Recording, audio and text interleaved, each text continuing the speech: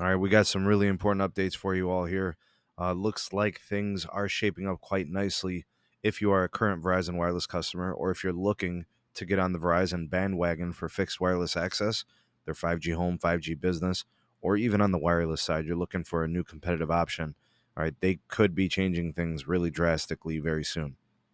All right, so uh, the situation here with this particular video, we're going to be focusing on their 5G ultra wideband network. They are actively early clearing blocks B and C markets. I think the situation here is they're trying to get ahead. They're trying to close the mid-band 5G gap with company, T-Mobile being way ahead in terms of pops. So Verizon looking to catch up, close that gap, and who knows, maybe exceed, in the near term. So N77 or C-band are really kicking up in upgrades. Not only that, Verizon is looking to build beyond the exclusion zones, so this is pretty huge.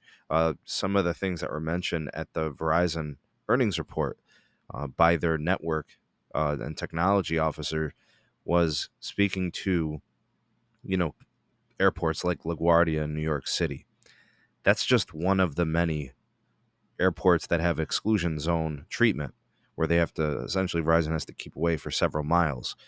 And now those things are going to be kind of, I guess, eliminated or reduced.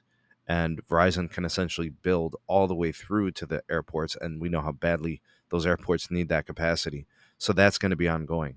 Additionally, there's going to be 1,000 sites per month of N77. That is planned for each month. So if you have been seeing upgrades and they've been slow or you haven't really seen them yet, that may be coming your way very soon. Not to be forgotten is the millimeter wave technology. That is still going to be built heavily. I'm going to cover a video about an article from Fierce Wireless on the expected millimeter wave investment revival that's going to take place in 2023 and 2024. Well, Verizon's way ahead of the curve there.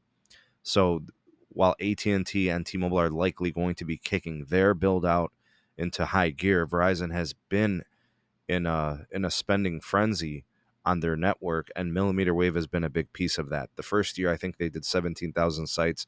Year two, they did 14,000 sites, and that is supposed to continue to be the case between 12 and 14,000 sites annually until further notice. They have not given us indication that that is going to change. So huge FWA or fixed wireless gains. We're talking about the 5G home.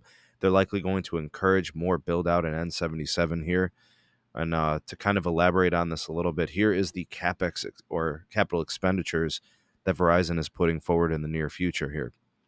All right, so we are expecting somewhere in the neighborhood of about 17, potentially maybe $18 billion in capex and spending.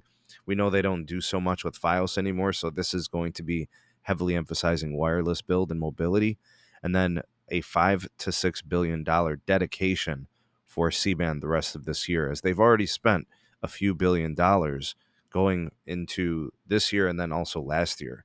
All right, so things are humming along for their networking, and you guys can be on the lookout for this as they accelerate the early clearance, prepping 5G ultra wideband builds in probably another 30 to 50 markets. In fact, the top 46 PAs are going to essentially be done by the end of this year completely. I would expect 2023 to be a huge emphasis for the next 40 or 50 markets. So if you're in that bottom 30, 40, you're probably going to be seeing some massive upgrades starting next year. The upgrade rate for Verizon, people are taking to the 5G phones, industry leading. I think they're around like 34 or 35% now. We're approaching it. So customers have the handsets, and obviously that'll be continue to be the case throughout this year. But again, like I said, you've got Fios taking a back seat here. 5.5% of Verizon's broadband subs are fixed wireless access currently. 85% of the broadband net adds were fixed wireless this quarter. This is probably going to double by the end of this year. So I would expect Verizon to have 10% of their subs as fixed wireless access customers probably by the end of Q3. And I would not be surprised if the annual net upgrades on fixed wireless, the annual net adds for fixed wireless access to exceed wireless by the end of this year. And then probably, I don't know, in the near term future, I don't see that changing. They're probably going to end up with more subs than Fios. Fios is 6.5 million subs on Verizon. And I think probably based on the way this is scaling and the demand, Verizon Wireless 5G Home is probably going to have somewhere around 7 or 8 million subs, just like T-Mobile. I think that's going to be the case. I actually think T-Mobile